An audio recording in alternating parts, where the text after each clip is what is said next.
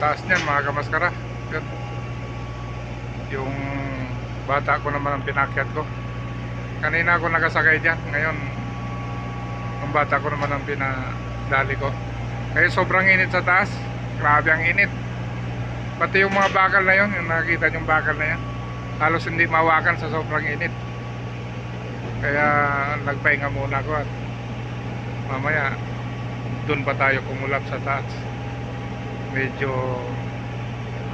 ano yung pakiramdam ko ba, medyo nahihilo ako. Kaya pinatira ko muna sa bata ko. Pero binigyan man natin ng instruction ng mahigit. Kaya yun, kasi kung hindi ako nahihilo, ako bibira niya. Kanina akong nasa taas simula umaga.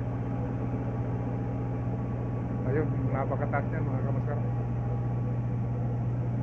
Pabrika kasi ito ng mga bakal eh.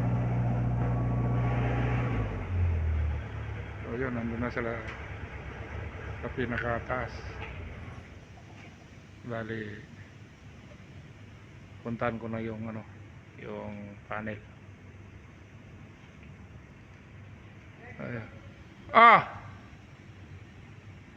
What? Ha? Yes, number 12. Ha? No problem. Yes, yes. No problem.